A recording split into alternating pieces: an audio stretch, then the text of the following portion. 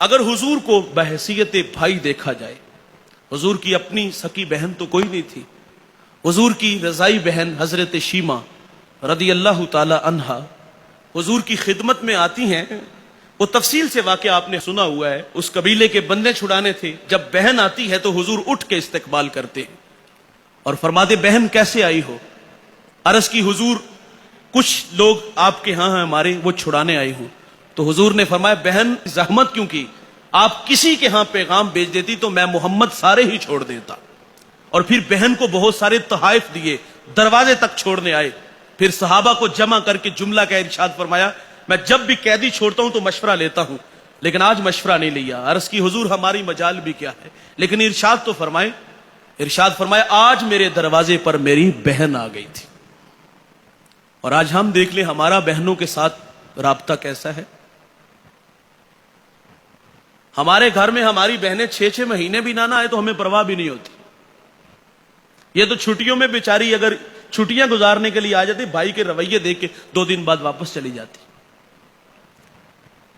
اور یار غریب بہن بھائی سے رشتہ لینے آ جائے نا تو بھائی کہتا تجھے جرت کیسی ہوئی ہے؟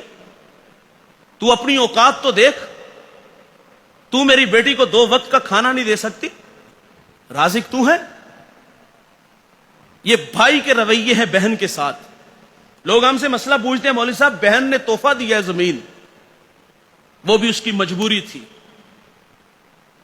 وہ تحفہ اس لیے اس نے زمین تمہیں دے دی، اگر میں نے زمین لے لی نا تو ساری زندگی کے لیے بھائی کا دروازہ میرے لیے بند ہو جائے گا۔ اور بھائی اپنے بچوں کو نفرت کا درس دے کے جاتے ہیں، پھپھو کو منہ نہیں لگانا، میں مر گیا تو اس کو میرا چہرہ بھی نہ دکھانا۔ اب 5 کروڑ کی زمین تو لے لی، یہ تو پوچھ لیا کہ کیا یہ قبول کر لینا چاہیے؟ بہن کا حق تھا، تمہیں تحفہ دے دیا، تم نے بدلے میں کیا دیا؟ کبھی اس کا خیال آیا؟ کبھی اس کی جھولی بھرنے کا خیال آیا تمہیں؟ 6 مہینے بھی نہ آئے تو پرواہ نہیں ہوتی، اس کے گھر میں فاقے ہو تو پھر بھی پرواہ نہیں ہوتی۔ اپنی بہنوں کے ساتھ رابطے میں رہا کرو، اپنی بہنوں کو عزت دیا کرو، ان کے پاس جایا کرو، انہیں پاس بلایا کرو، ان کی جھولیاں بھرنا میرے رسول کی سنت ہے۔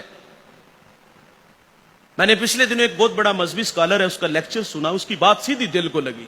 وہ کہتے ہیں میرے پاس ایک شخص آیا، لاہور سے اس کا تعلق تھا، کروڑ پتی آدمی تھا، اس کو بلڈ کینسر تھا، زندگی موت سے لڑ رہا تھا، اور اس نے دعا کی درخواست کی۔ کہاں سے آئے؟ کہا لاہور سے۔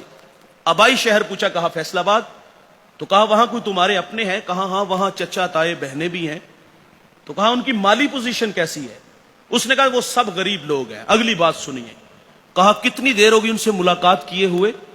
کہا 20 سال ہو گئے۔ غریب تو رشتہ دار بھی نہیں نہ ہوتا۔ کہا تیرا علاج آج سے شروع ہوتا ہے۔ کہا کرنا کیا ہے؟ کہا 20 دن ان لوگوں میں گزار کے آؤ، ان کی زندگی سے کچھ دکھ کم کر کے آؤ، بھوکوں کو کھانا دینا، برہنہ کو لباس دینا، پیاسے کو پانی پلانا، پیادہ کو سواری دینا، کسی کا ٹریکٹر نہیں ٹریکٹر لے دو، کسی کا حل خراب ہے وہ ٹھیک کروا دو، کسی کا ٹیوب ویل ٹھیک کروا دو۔ اس نے کہا 20 دن جو تجھ سے ہو سکتا ہے وہ کرنا ہے، ان کی خدمت کر کے آنی ہے۔ جب 20 دن بعد واپس آیا تو اس نے کہا اب دوبارہ ٹیسٹ کروا کے آؤ۔ جب دوبارہ ٹیسٹ کروائے تو اس کو بلڈ کینسر نہیں تھا۔ بھائی جان جہاں دوا کام نہیں نہ آتی وہاں دعائیں کام آتی ہیں۔ دعائیں کروایا نہ کرو، دعائیں لیا کرو۔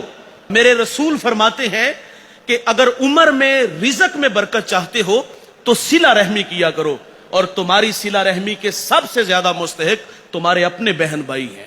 اپنی بہنوں کے ساتھ اچھا رابطہ رکھو۔ میں کہتا ہوں یار بچوں کے دل میں خالہ کا پیار ہوتا ہے، ہونا چاہیے۔ بچوں کے دل میں پھپھو کا پیار کیوں نہیں آتا؟ یہ ایک سوال ہے۔